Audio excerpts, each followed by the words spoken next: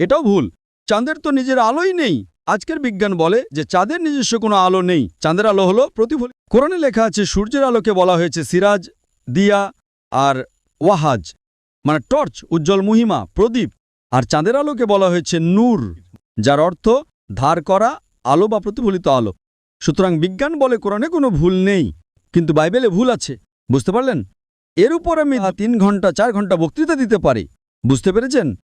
Sir আমি একদমই বুঝতে পারিনি। আমি এটা বলতে চাইছি, আমার প্রশ্ন হলো, যদি কাল কেউ উঠে পবিত্র বাইবেল সম্পর্কে কিছু বলেন সূর্যের কথা, ঠিক আছে, সৃষ্টিকর্তা প্রথম দিনে আকাশ এবং পৃথিবী সৃষ্টি করেছেন, কিন্তু তখন তো বাইবেলের সূর্যের কোনো উল্লেখ নেই। এখন যদি কেউ এসে বলে যে প্রথম দিনে সৃষ্টিকর্তা সূর্যও সৃষ্টি করেছেন। আরে ভাই সাহেব, আমি আপনাকে রেফারেন্স দিচ্ছি, যে কেউ বললেই হলো নাকি? আপনি বাইবেল পড়েছেন? আপনি বাইবেল পড়েছেন? না, পড়িনি, কিন্তু শুনেছি অনেক। পড়েননি, কিন্তু আমিই বলছি। তার মানে আপনি ঠিক না আমি ঠিক? আমি বাইবেল পড়েছি, আমি বাইবেলের রেফারেন্স দিচ্ছি। যে কেউ কিছু বললেই হলো না। আপনি কি হাওয়ায় কথা বলছেন?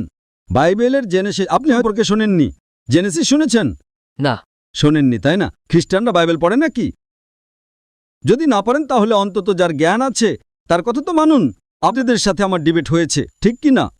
আপনার জ্ঞান নেই, কিন্তু আমি পাদ্রীকে হারিয়েছি, তাহলে তো স্বীকার করা উচিত, হ্যাঁ কি না?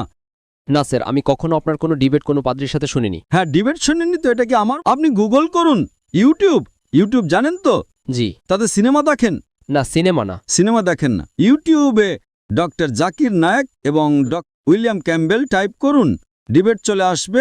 মাত্র 4.5 ঘন্টার, সব পাবেন সেখানে। তারপর আপনি বাইবেল নিন, খুলুন, হিন্দিতে পড়ুন, ইংরেজিতে পড়ুন, রেফারেন্সগুলো মিলিয়ে দেখুন। তারপর কাল এটা বলবেন না যে আমি পড়িনি। আপনি পড়েননি, তাহলে যে ব্যক্তি পড়েছে তার সাথে তর্ক করা উচিত না? যে ব্যক্তি পড়াশোনা করেছে, বাইবেল পড়েছে, আপনি বাইবেল না পড়ে তার সাথে তর্ক করছে কি ঠিক? ঠিক নয়, কিন্তু আমি এটা বলতে চাই স্যার যে মানে চলুন, আপনি বলছেন যে এটা ভুল হলো। আমি বলছি না, এর উপর গবেষণা করে সেই বলে, আমি একা বলি না। আসলে স্যার কিভাবে? কাল অন্য কেউ এসে গবেষণা করবে, বলবে এটা ভুল, তারপর প্রমাণও তো করতে হবে যে এটা এমন। এখন ভুল শব্দ তৈরি করে বলা এমন হয়ে গেছে, তেমন হয়ে গেছে, এইভাবে তো পবিত্র বাইবেল কখনো ভুল হতে পারে না। পবিত্র বাইবেল নিজের প্রশংসা নিজেই বর্ণনা করে, ও নিজেই নিজের সত্যতা বর্ণনা করে। পড়েছেন?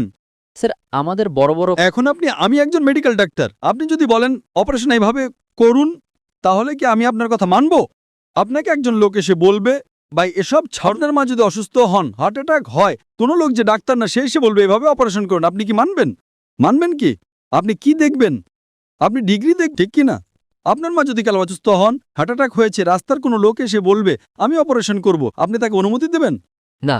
আপনি কি দেখবেন? প্রথমে তদন্ত করবেন সে ডাক্তার কিনা। জি। যদি সে বলে না আমি